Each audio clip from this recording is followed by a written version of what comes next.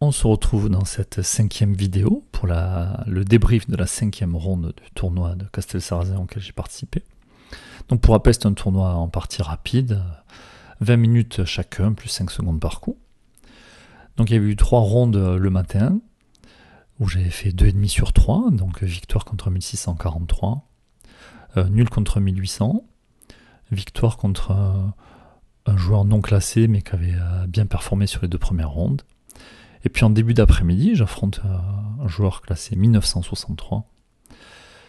Et là, je rate. Je touche ma dame alors qu'il fallait pas. Du coup, je suis obligé de jouer ma dame, ce qui me fait perdre la partie alors que la partie était égale un bon nombre de temps. Je rate une belle opportunité de prendre un gros avantage, même si je le sais pas à ce moment-là. Donc je sors de cette 4e ronde, j'ai vraiment le moral dans les chaussettes. Très déçu d'avoir misclick avec le fait d'avoir touché la dame alors qu'il fallait pas que je joue ma dame. Vraiment très en colère contre moi. Puis du coup, au lieu de jouer contre un joueur à plus de 2000, je me retrouve forcément à jouer contre un joueur un peu plus faible que 1963. Et donc je me retrouve à devoir affronter Olivier, classé 1600 Elo, mais cette fois-ci j'ai les pièces noires. Le problème, c'est que je suis pas dans le bon état d'esprit. Voilà. Je suis fatigué des parties du matin qui ont été difficiles. La partie d'avant aussi, il a fallu que je réfléchisse beaucoup. J'ai une ouverture que je n'avais pas l'habitude de jouer. Et puis j'ai encore ce truc dans la tête qui me hante. J'arrive pas à passer à autre chose. J'arrive pas à me concentrer sur la partie. Mais bon, il faut jouer. Donc je m'installe à table et je dis bonjour, je serre la main à mon adversaire. Voilà, une 50aine d'années, qui a l'air très sympa, commence à discuter un petit peu avec moi. Voilà, donc on discute vite fait, ça me permet un peu d'évacuer le matin. Il voit que je prends des notes pour la partie, lui aussi, ça l'intrigue. Il me dit, mais c'est chouette de faire ça. Voilà, donc je explique que la pendule, pareil, je sais pas la remettre à zéro. Personne n'a pris le temps de m'expliquer non plus, donc... donc il s'occupe de tout ça, donc pareil, un licencié qui a l'habitude de faire des tournois depuis des années. Bon, le mec a l'air assez sympa, même très sympa. Voilà, qui a pas l'air fatigué, lui, comme moi. Mais bon, des fois, faut se méfier des apparences. Donc je me retrouve face à lui avec les pièces noires. Et donc j'ai dit, avec les pièces noires, j'ai préparé deux, trois petites choses. Donc on l'a dit, sur E4, soit je jouerai E5 et j'ai préparé quelque chose contre l'espagnol. Ou alors je jouerai la carreau-canne. Sur D4, je jouerai E4. Sur D4, je jouerai D5. Et puis on verra en fonction de ce qui se passe. Bon, j'ai pas préparé grand-chose. Mais bon, vu que je suis dans ma partie encore d'avant, même si j'essaie de petit à petit de l'évacuer, je me dis que je vais essayer de jouer simple. J'ai trop eu de parties compliquées dès l'ouverture. On va essayer de jouer de manière plus raisonnable sur cette partie-là, en espérant performer et puis retourner jouer face à des joueurs à 1700, 1800 et voir comment ça se passe. Je vous propose de commencer la partie. Je me retrouve donc avec les pièces noires contre ce joueur classé 1600 Elo. Donc on l'a dit, sur E4, j'hésiterai entre jouer E5 ou C6 pour jouer D5. Sur D4, je jouerai D5. Sur l'anglaise qu'on m'a joué ce matin, j'ai pas vérifié. Bon, donc a priori mes premiers coups, ce seront soit E4, soit D4, soit C6. E5 ou D5 ou C6. L'adversaire qui joue E4. Alors du coup, j'hésite. Je me dis, est-ce que je vais jouer E5 ? Et bon, peut-être que sur E5, donc l'idée étant E5, il joue cavalier F3, je joue cavalier C6, et là-dessus, j'ai préparé quelque chose. Enfin, j'ai révisé les coups, l'ordre de coups, en fait, face à l'espagnol. Mais je me dis, mais peut-être qu'il va pas jouer l'espagnol, peut-être qu'il va jouer l'italienne, peut-être aussi qu'il va jouer l'écossaise. Et donc j'ai pas trop révisé toutes ces choses-là. Donc je me dis, j'ai eu assez de complications comme ça, je vais jouer plus solide. J'essaie de jouer la carreau-canne. C6 pour jouer D5. Mon adversaire qui développe son cavalier, je joue D5. L'avantage que j'ai, c'est que ça me permet de jouer rapidement les premiers coups. Les coups sont assez simples. Il prend, donc je reprends, aucun souci. Développe son fou. Il joue à D4. Et là-dessus, je me pose la question, est-ce que je dois sortir mon fou? Parce que j'envisage de jouer E6 pour me mettre à... Mais du coup, sur E6, j'enferme mon fou de case blanche. Je me dis que le pion C de mon adversaire n'a pas bougé. Donc du coup, je me demande, est-ce que je vais venir clouer le cavalier? Et donc j'essaie de jouer à fou G4 avant de jouer E6. L'adversaire qui joue de manière assez passive et qui joue fou E2. Je me dis, bon, pas très ambitieux comme coup. En bizarre, elle a les pièces blanches. Bon, je joue E6. Adversaire qui pose une question à mon fou. Et maintenant que mon fou est enfermé, que j'ai mes pions qui sont sur case blanche, je me dis, ben, souvent dans cette position-là, on échange le fou pour le cavalier. C'est ce que je fais.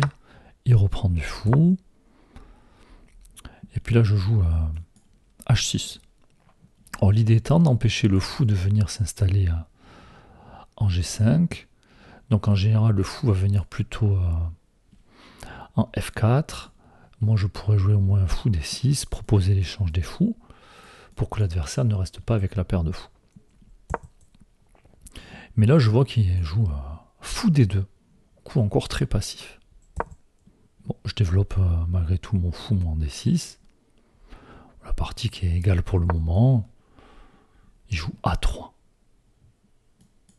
Encore un coup très surprenant, très passif. Enfin, pas très ambitieux en tout cas. Je décide de développer mon cavalier. Je me dis, j'ai eu assez de complications. Il y a déjà eu des parties où j'ai pas roqué ce matin. On va peut-être éviter de trop provoquer le destin. On va essayer de mettre le roi à l'abri aujourd'hui. Enfin, cet après-midi. L'adversaire qui développe son cavalier. Je me dis, c'est bizarre. Il met son cavalier devant le pion C. C'est rare dans cette structure. Je développe mon cavalier aussi. En fait, je rate l'idée de mon adversaire. Il vient jouer un cavalier B5. Alors d'habitude, il n'y a pas le fou en D2. Et du coup, on peut venir jouer échec pour menacer de récupérer le cavalier. Et en général, ça force l'adversaire à reculer. Mais donc ici, je ne peux pas venir jouer échec, sinon je perdrai la dame. Et je me dis, bon, il attaque mon fou. Qu'est-ce que j'en fais de ce fou? Alors, je peux pas le replacer sur cette diagonale. Toutes les cases sont prises. Donc, soit je le recule en E7, soit je le recule en B8. Mais du coup, ça va enfermer la tour. Mais je me dis, je peux le reculer en B8, ensuite chasser ce cavalier, puis revenir. Mais du coup, ça me fait perdre du temps. A6, c'est pas forcément un coup que j'ai envie de jouer pour le moment. Ou alors, je peux le jouer éventuellement tout de suite.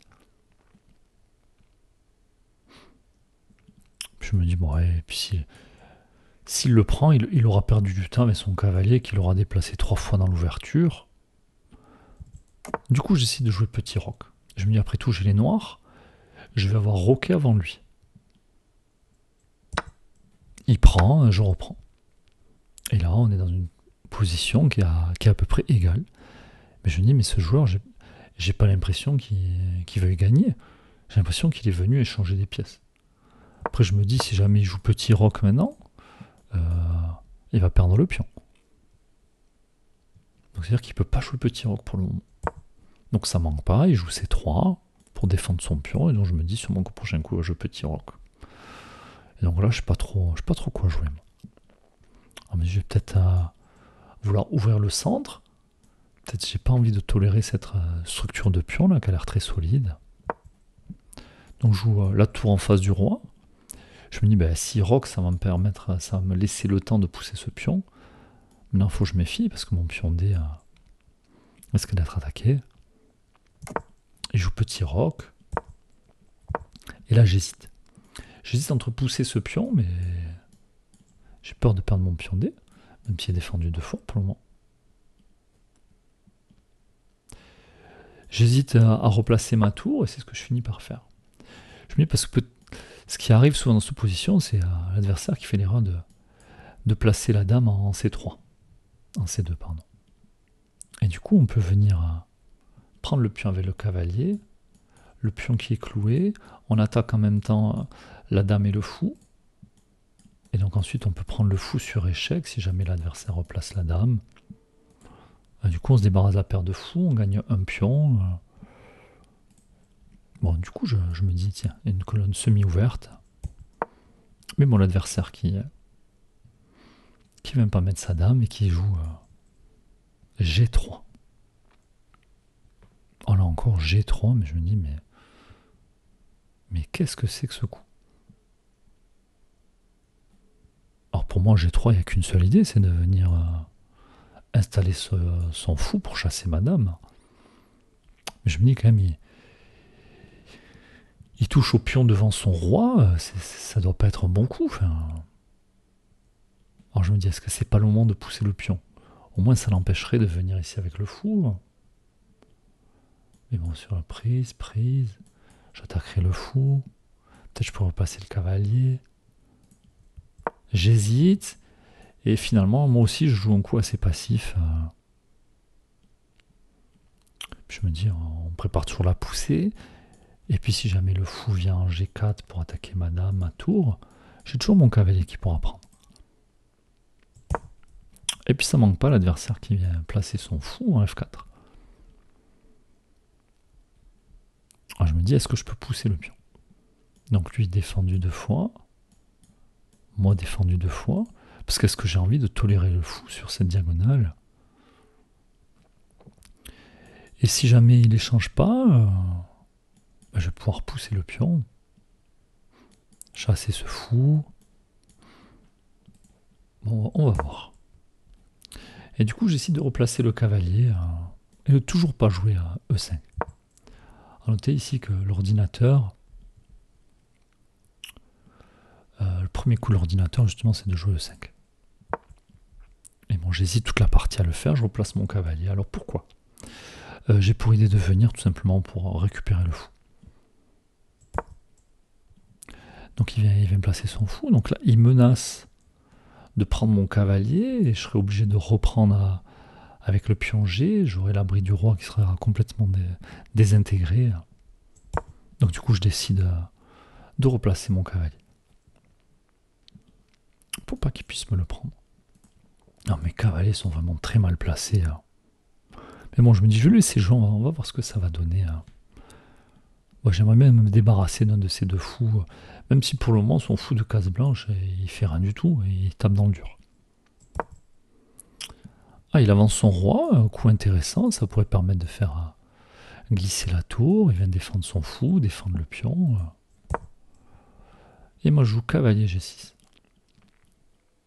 Je me dis maintenant, son fou pour aller nulle part, peut pas reculer. S'il vient ici, je le mange. Il vient ici, je le mange. Il reste ici, je le mange. Il recule, je mange. Donc je me dis au moins, je vais pouvoir me débarrasser d'un de ces fous. Donc l'adversaire qui vient protéger son fou. Je récupère le fou. Alors je me demandais, est-ce qu'il va prendre du pion, prendre de la tour? Je me dis sûrement que s'il a mis la tour ici, c'est pour reprendre la tour. Je me dis, ouais, mais cette tour, elle va peut-être pouvoir venir s'activer avec la dame. Mais bon, tant pis. Ce fou m'embêtait trop. Et je replace mon cavalier. Moi aussi, j'ai envie d'échanger. On me dit que c'est pas un très bon coup parce que je peux chasser mon cavalier. Sauf que s'il essaie de chasser mon cavalier, je vendrais prendre son fou. Mais peut-être qu'il va reculer son fou, chasser mon cavalier. Mais je me dis, bon, si jamais ça arrive, je reculerai mon cavalier. J'essaierai de le replacer autre part. Ou alors par ici. Pour attaquer la tour. Mais bon, j'ai pour idée de récupérer le fou de case blanche. Il attaque mon cavalier, ça tombait bien, j'étais venu pour récupérer le fou de case blanche. Et il reprend la dame. Alors le problème c'est qu'en faisant tout ça, quand même, j'ai la pression qui augmente, je m'attends à ce que l'adversaire ramène une autre tour. Je me dis que la partie est égale, mais elle n'est pas difficile à jouer, j'ai pas trop perdu de temps. Je me dis, bon, maintenant si j'ai une décision délicate, je pourrais prendre le temps de la réflexion, donc plutôt satisfait. Et j'essaie de chasser sa tour. Peut-être sa tour viendra là, ça craint pas grand-chose. Et puis au moins, une fois que j'ai chassé la tour, donc je lui laisse pas le temps de doubler les tours. Ensuite, je pourrais jouer enfin E5. S'il y a des échanges, reprendre du pion, accompagné par ma tour, et je me retrouve avec 2 pions au centre, donc je trouvais ça intéressant. Ah, ça recule la tour, et je décide enfin de jouer E5. On voit d'ailleurs à l'évaluation que la partie est toujours égale. J'envisage de pousser le pion, de créer un pion passé, de gagner un temps sur la dame. Elle ne serait pas encore passée parce qu'il y aura le pion F, mais j'imagine des choses comme ça. Dans l'adversaire qui prend, je reprends la tour. Alors pourquoi je reprends la tour? Parce que toujours pareil, je ne veux pas lui laisser le temps de doubler. Il double, moi aussi je double, mais j'ai aussi ce pion qui défend. Et là, l'adversaire, comme il a fait quasiment tout le temps, j'ai eu l'impression qu'il est venu jouer pour faire nul. Mais donc je prends, et il échange même les 2 paires de tours, je reprends du pion. Mais moi je me dis, mes 2 pions centraux, là, ils me plaisent. Hein. Alors il faut que je fasse attention à la dame qui pour attaquer mon pion B7. Il replace sa dame. Ok, coup surprenant, je trouve. Après, peut-être qu'il s'attendait à ce que je joue E4 et que sa dame soit chassée, mais je me dis, est-ce qu'ici je peux pas jouer E4? Mais bon, je décide de placer ma dame. Parce que je me dis, tiens, si je pousse, il y a des échecs à la découverte, donc il peut peut-être y avoir des coups intéressants. Et peut-être que si l'adversaire fait pas attention, s'il joue C4, je vais pouvoir prendre le pion, l'échec à la découverte. En même temps, ici, il n'y a pas joué C4, sinon je vais prendre. Mais bon, j'attends de voir. J'essaie de centraliser ma dame. Je trouve qu'elle est bien placée, elle défend mon pion. Bon, elle met de la pression aussi par ici. Et j'attends de voir ce que va faire mon adversaire. Adversaire qui joue F3. Et je me dis, est-ce que c'est le moment de jouer E4 ici? Et après tout, je fais une fourchette. Puis si jamais il y a pion prend, j'ai toujours ma dame qui protège le pion. Je menace des échecs à la découverte.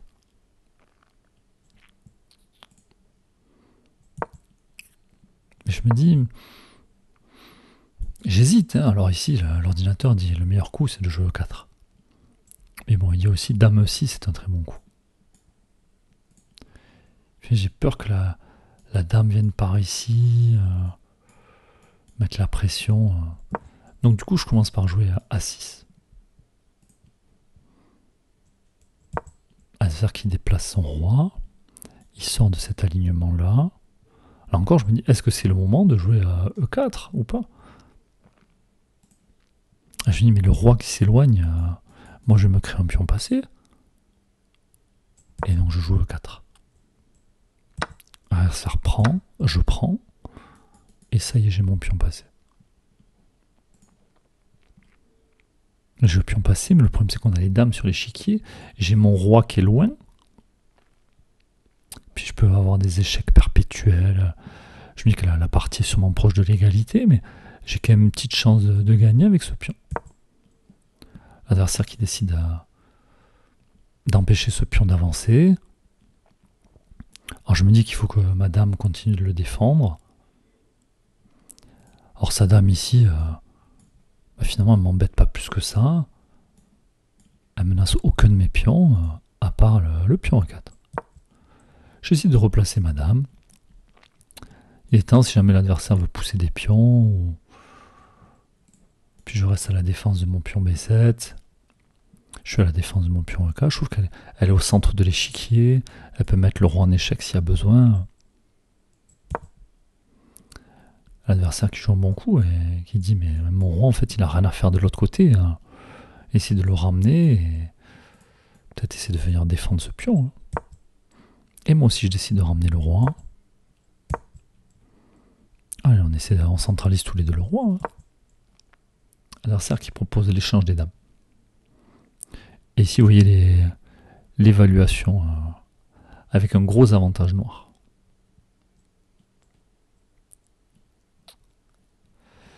Mais avantage noir si on trouve les bons coups.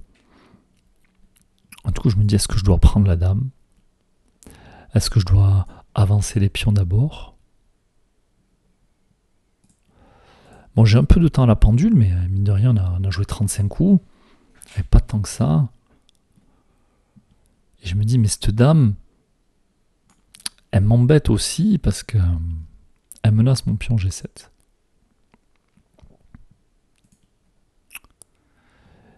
Mais je me dis, mais moi, est-ce que je devrais pas jouer échec ici? Alors là, c'est pour moi un moment important de la partie. Je décide de prendre le temps. Et j'essaie de calculer échec. Que fait l'adversaire? Et peut-être sur roi bouge, je peux venir jouer échec. Récupérer ce pion. Défendre le mien. Attaquer le pion H4. Puis en fonction de... Sur échec, je sais pas, roi bouge, échec. En fonction de l'endroit où se déplace le roi, je pourrais peut-être faire échec, puis prendre ce pion sur échec, récupérer l'autre pion qui défendra, ou peut-être même commencer à avancer ce pion. Et je me dis qu'il y a un truc à faire et j'ai très envie, mais alors très envie de jouer à Dame F5. Alors Dame F5 échec, c'est le deuxième coup de l'ordinateur, qui dit que la partie est égale. Et ici, le meilleur coup pour l'ordinateur, c'est Dame prend Dame, Cavalier prend Dame, et H5. L'idée étant de fixer ce pion. Et avec le roi qui va sûrement se rapprocher, ensuite nous jouer roi D5, protéger notre pion. Mais bon, après, il faut calculer la situation de zugzwang. C'est-à-dire que quand on va pousser les pions, parce que le roi est obligé de rester sur la case de 3. Parce que, donc il ne peut pas venir en D3, il ne peut pas venir en F3, et au moins il recule, je mange le pion et je défends mon pion. Et je me retrouve avec un pion passé qui va être escorté par le roi et la partie va être gagnante. Mais encore faut-il bien calculer la situation de zugzwang pour que l'adversaire, au bout d'un moment, je ne sais pas moi, je sais pas, que les pions s'immobilisent.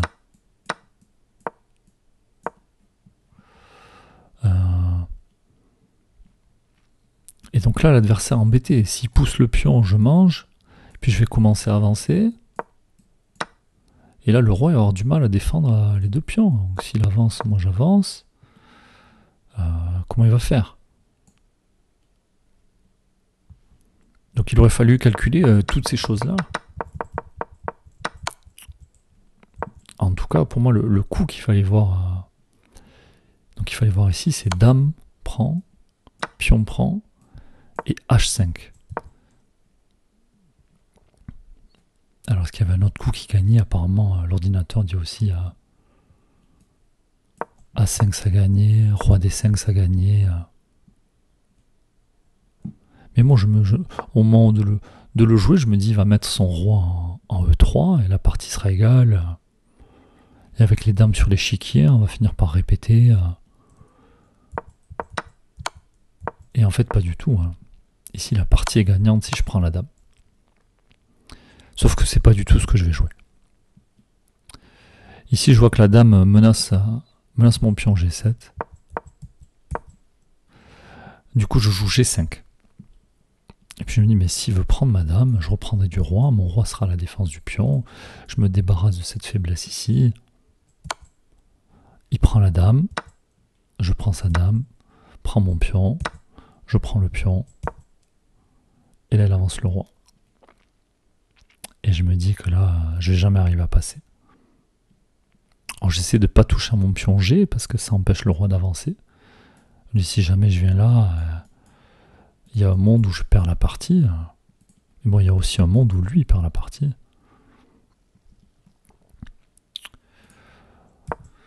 Du coup, je sais pas trop quoi jouer. Je joue B5. Voilà, B5. Et je joue B3.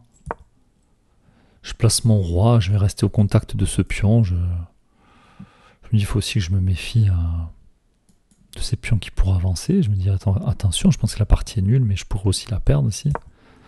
Bon, il avance le pion, je décale mon roi, il joue échec. Donc là, j'ai pas le choix. Hein. Si je bouge le roi, il va avancer, je suis obligé de prendre. Il reprend échec, je reprends, il reprend mon pion. Et là, je sens que la partie va finir nulle. Hein. Je vais pour m'en prendre à son pion, il va pour s'en prendre au mien, je prends, il prend. Et puis maintenant, on fait la course à voir qui arrivera à dame. Donc je réfléchis où placer mon roi pour éviter qu'au moment où il fasse dame, ce soit sur échec. Donc du coup, j'évite la case B3, je viens en B2. Il décale son roi, je pousse, il pousse. Il fait dame avant moi, mais c'est pas sur échec. Je joue dame. Alors je me demande si l'adversaire va vouloir jouer une finale de dame ou pas. L'adversaire qui joue échec, je décale mon roi. L'adversaire qui prend ma dame, je reprends sa dame. Et on finit à égalité. Alors sur le moment, je suis un peu déçu. J'ai l'impression que l'adversaire est venu pour faire égalité et qu'il n'est pas venu pour remporter la partie. On me dit, bon, nul contre 1600, j'avais les pièces noires, c'est pas non plus... Et puis, clairement, il n'était pas venu pour gagner, il a beaucoup échangé de pièces. Puis je me dis, moi aussi, il y a eu des moments où j'ai échangé des pièces. Puis qu'on voit l'évaluation, on a été égal quasiment tout le long de la partie. Hein.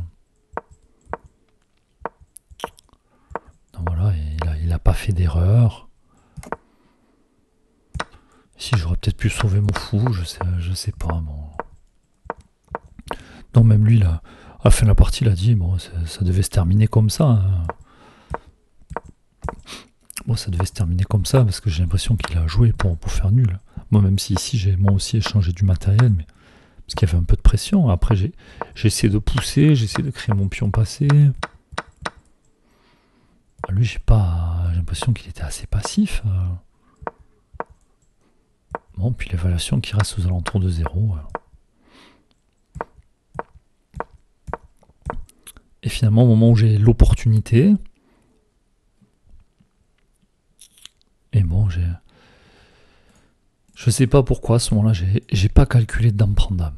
J'ai juste calculé dame F5 échec. L'idée étant d'essayer de faire des échecs, d'avancer le pion. Puis j'avais peur de ce dame prend dame à cause de ce 3 contre 2, tout simplement. Et donc je rate l'opportunité d'avoir un avantage très favorable et de remporter la partie. Et après, une fois que les dames sont échangées, qu'il y a tous ces échanges, je vois qu'il est venu pour échanger tous les pions. Et finalement, la partie qui se retrouve nulle. Donc un peu déçu, surtout après l'analyse. Alors heureusement, je ne fais pas l'analyse sur le moment, donc je ne le sais pas que j'avais l'opportunité de gagner. J'ai juste eu l'impression que la partie était égale tout le long. Alors un peu déçu, mais mine de rien, je sortais d'une défaite difficile. Là, j'ai les pièces noires, j'arrive à faire nul, même si j'ai un joueur à 1600. Bon, ça me remet dans le bain. Je me retrouve à 3 sur 5, ce qui est plutôt bien. Je rappelle qu'au début du tournoi, je m'étais mis comme objectif d'être à 3,5 sur 7. Là, je suis à 3 sur 5. Il reste 2 parties, il faut que j'arrive à faire une nulle. Bon, je me dis, bon, on verra. Puis je me dis, là, vu que j'ai fait nul avec les noirs, peut-être que je vais rejouer contre un adversaire un peu supérieur à 1600 et j'aurai les pièces blanches. Bon, on verra. On verra. Voilà pour cette 5e ronde. N'hésitez pas à dire en commentaire ce que vous avez pensé de la partie. Ce que vous avez pensé des choix de l'adversaire. Est-ce que vous avez aussi ce sentiment qu'il a joué des coups assez passifs et qu'il était venu pour faire la nulle, tout simplement. Quand je vois où il a placé ses fous. Enfin voilà, ce serait intéressant d'avoir votre avis. Et puis on se retrouve prochainement pour la ronde 6. À bientôt.